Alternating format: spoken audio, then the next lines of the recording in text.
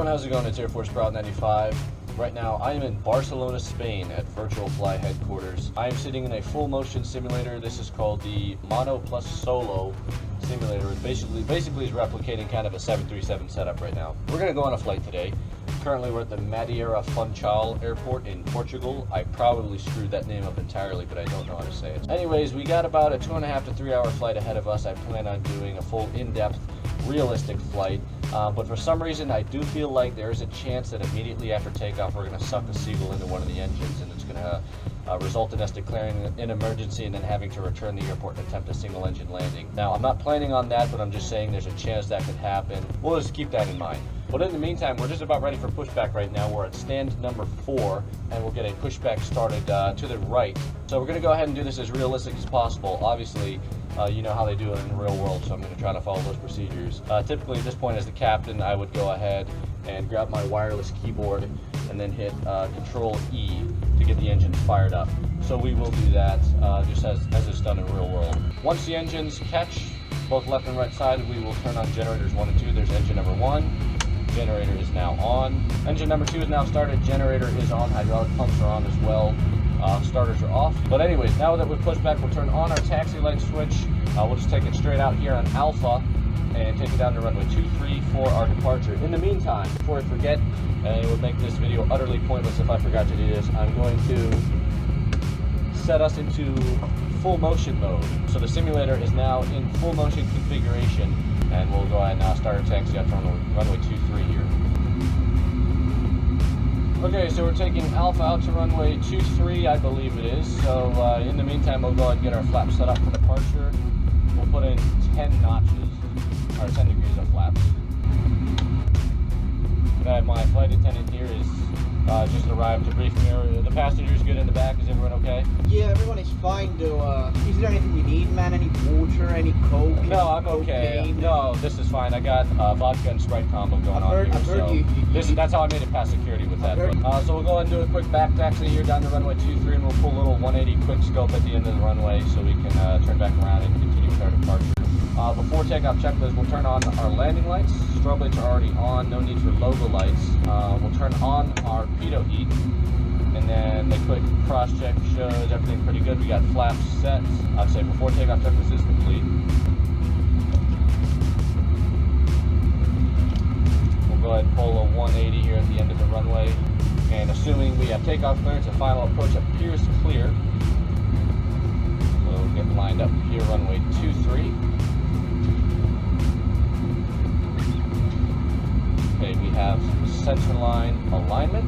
One more cross check, lights good, everything's good. We got our transponder code frequencies, got our takeoff clearance. Okay, we're good to go. We're gonna advance about roughly 90% N1. 80 knots. Cross check and continuing.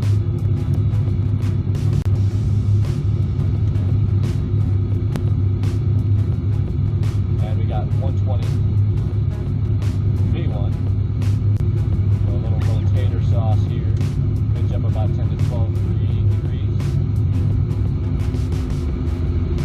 Okay, there we go. We got a positive rate. Landing gear is coming up. About 170 knots right now. Good pitch. Got that positive rate. So here we begin our journey. About a 2.5 to 3 hour flight ahead of us. But wait, is that a bird that I see on the left side? Yes, it is. We just sucked the seagull into the slammer. Engine number 1 is now dead. We're going to isolate that engine, and you actually just cut off both engines, so I need to start that right engine immediately. So we are going to pitch for proper glide. We'll have the start of that right engine again immediately. Okay, we have the right engine has started once again. Don't sink here. If we can pull this off, Don't sink. we're going to need Harami to be with us for Don't this sink. one. Alright, we have survived and we are climbing again. I accidentally just shut off both engines. I only meant to shut off one. So we just pulled the Captain Soli and struck both engines. But unlike Soli, we were able to start one again before we put it down in the Hudson, or in our case, the Atlantic. So we're going to kind of pretend that that never happened. We're going to assume that we only lost one engine. We're going to continue this climb. We're going to go ahead and get our rudder trim set up here so we don't have to be kicking that right rudder the entire time to the point that my right leg falls asleep. And at this point, we call up tower and say, "Tower, mayday, mayday, mayday." Call sign Air Force 1 has an engine failure, needs to return to the airport immediately. So standard FSX Steam Edition multiplayer type banter between pilot and ATC. We'll climb up to about 2,500 or 3,000 feet, and then we'll prepare to turn around and make our return towards the airport. So now that we're leveled off here at 3,000 feet, roughly 200 knots, even though this really is an emergency situation and we should be returning to the airport, I'm just going to do a couple different flight maneuvers so you can get an idea of what this looks like from the outside of the full motion sim. So I'm going to go ahead and pitch up and pitch down. We'll do a roll to the left. And then a roll right back to the right, just so you can get an idea of kind of what this looks like from outside of the full motion. Shut up, dude. Okay, so we're good now, 170 knots, just above 3,000 feet. We are going to continue this right bank and return to the airport. Now, for those of you who are not familiar with the Madeira, the Funchal Airport, it's a pretty extreme approach. It's slightly like high tack. I mean, you may be familiar with the approach anyways, but it's going to require a pretty steep bank to the right along the edge of a cliff leading up to the runway. Alright, so if you look outside right now at 12 o'clock, you will probably see those approach lights there in the distance running left to right. That is what we are going to be following in on this approach. So this is going to be pretty extreme considering the fact that we're only running on one engine, which is our right side. One more cross check real quick. We got lights are good, gears down, we have 3 green, no red, verified. Flaps are good. We're going to extend flaps to 25 degrees. Just above 170 knots at this point, and descending gradually from 2,400 feet, getting set up for this approach. Once below 160, we'll go and add in that final notch of flaps, and then we will be fully set up for this approach. So looking pretty good, airspeed wise, 145, coming through down to 1,300 feet now. We have the PAPI lights in sight, so we're showing 4 white right now. We want to descend a little bit more. 1,000. Get some red in here.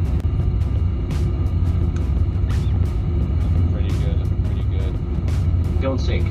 Here we go. Don't sink. All right. 500. Okay, a little off to the right. Gonna get back on center line here. Do my best to butter the bread. 100. This is it, boys. 50. 30. 20.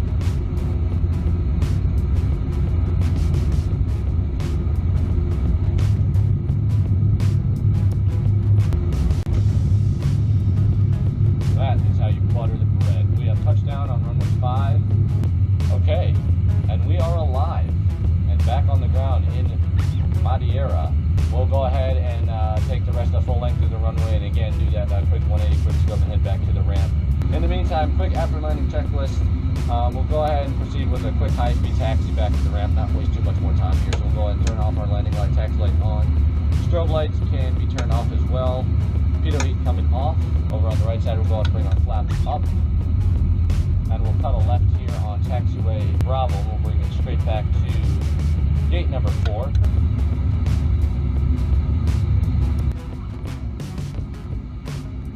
So go ahead and bring us to a stop here at gate 4. I will set the parking brake.